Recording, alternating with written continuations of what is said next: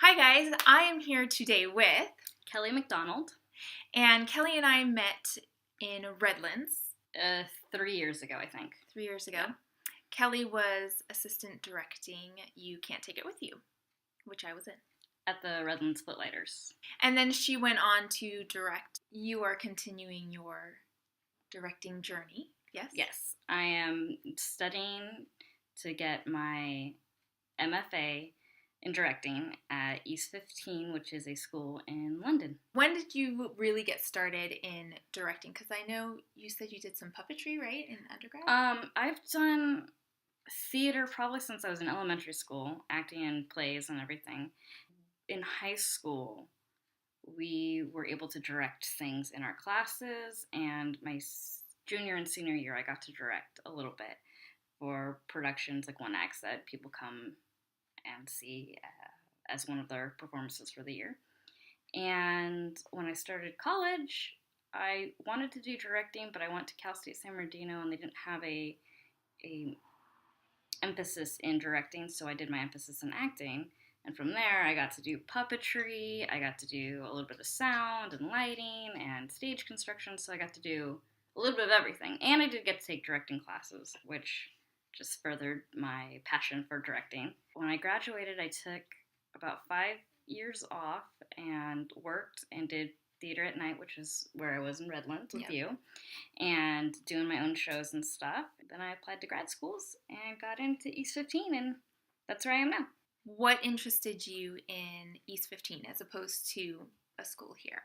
So I'm more interested in new works, which is East 15 is really about creating and working with everybody in collaboration. So they were just really an interesting school, and I love the idea of it being international. So I get to work with people from all over the world who have different backgrounds and different stories, and working with them is a lot of fun. The different styles between what we do between the US and the UK. Mm-hmm. Well, a big thing that I've noticed is in the UK, at least in around London, and they are so theater focused, and out here it's not so much. I mean, maybe in New York, a little bit in Chicago. LA's more about films or TV. A little bit in San Francisco, but not nearly as much as it is when you're in London. Yeah. At East 15, it's definitely more conservatory style.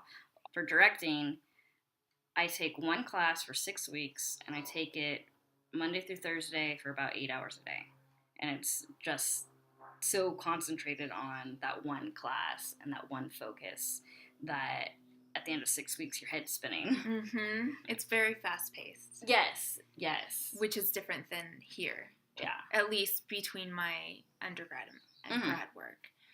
But even the undergrad over there is very... I taught at Rose Bruford out in Sidcup, and I was teaching first years. And their approach to the work was so much more focused. Yeah. And even their class schedule was a lot more like our class schedule, which is very heavy. And part of that, I think, is because they have the A levels, you know? And so they're all ready once they get to college. It's just those classes that they take. Yeah. They don't take all the other general eds, which can sometimes get in the way of the things you want to do. Yeah.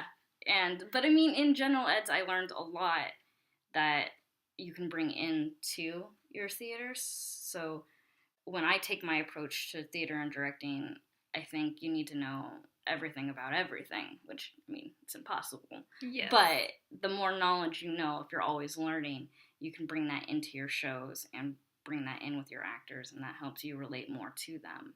If you're only focused on one thing and only one facet of it, you're not open-minded. You fail to see things that are going on around you. So I get all this other outside culture and knowledge that can help with shows, because theater is about life, and if you don't live life, then how are you supposed to recreate it? Yeah. Is there anything that is new or of newer interest to you that you've been working on in your program over at East 15? I have never done any film work. I've never really had any interest in it until now. So that's actually really fun, and it's such a hands-on class that the second day of class we started filming stuff. Wow, nice. Yeah, and we've gotten to act in each other's, and I've never done film acting either, so I got a little experience doing that. Yeah, and so it's really been a fun learning experience, and I learn best when it's hands-on. I mean, most creative people do. Yeah. So it's the more hands-on it is, the more I'm actually absorbing and learning and watching other people do it. So do you think you might want to do more film stuff? Probably not. It takes the same amount of like brain power and thinking and planning as theater directing, but you have to plan differently.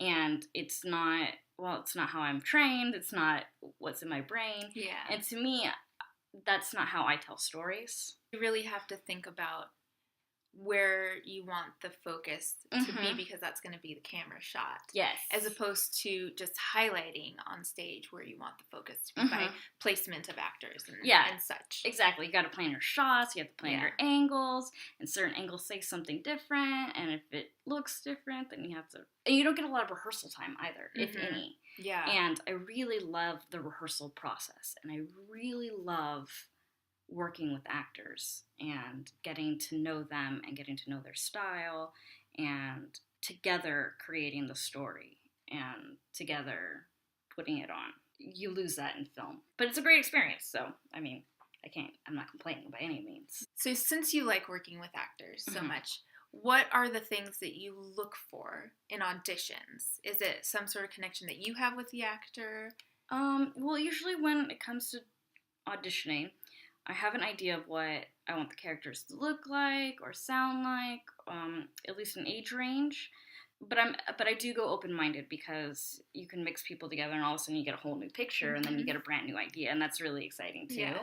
So I definitely am anti-pre-casting by all means. One thing that has popped into my head since coming to East 15 and talking about auditions and directing from the director's point of view is I would highly recommend to actors, not only have you read like the script before you go into auditions, but you probably have read acting books, maybe in classes or whatever, or have had training.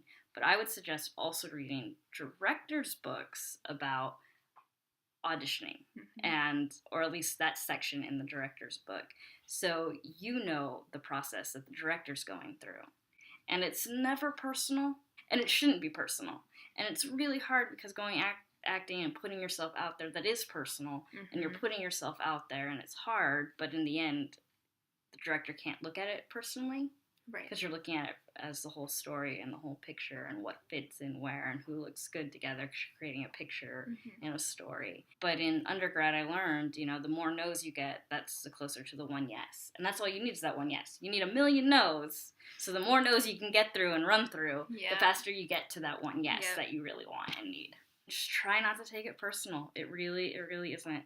And I mean, sometimes it has nothing to do with you. That's the hardest thing, because it's out of your control. What would you say is the easiest thing about directing for you? Well, when I have a great cast, directing's a cinch. Whoever said that, like, directing is 75% or whatever. Casting. Yeah, whatever that percentage is completely right. To me, it's not about talent. It's about creating a story and creating a show together. And the ensemble work is what is really important to me. So I love to start rehearsals with games, getting to know each other. I mean, some people could walk into rehearsal and think we're completely goofing off and not getting any work done, but really there is a method to my madness. The closer that the cast gets and the more that they trust me and the more fun we have when we have to do the work, it's actually more focused and more serious, and we get what we need to do and we get it done. And then there's that connection between them. It's all really about important. Creating that environment of safety and play and exactly. Do you have a most difficult thing about directing? The most difficult thing is when I'm not prepared. If I am not prepared, it is so obvious and so bad. Like if an actor asks me a question about the play and I go, what are you talking about? And then I lose my confidence in myself, and then they're going to lose trust in me. And if it's all about building trust and working together, that's not good. Least favorite thing about directing? When you get an actor or actress who doesn't want to play. Mm-hmm. They don't do the work, and they're holding everyone back, and it just becomes a miserable experience. What's the point of doing it? What's the point of sticking around? You know, it really comes down to having respect for everybody else that you're working with. Yeah. Because you realize that you're depending on them and they're depending on you. And it is an ensemble thing. There is no one directing style out there. Definitely, for sure. Even out here, there's no one directing style. Mm-hmm. Everyone has their own, and you have to create your own. Steal a little bit from this, steal a little bit from this, steal a little bit from this, and then create your own, what actually works for you. Because if you're doing something that doesn't work for you, then it's going to show through the actors, and it's going to show through your show, and then it's not going to work out.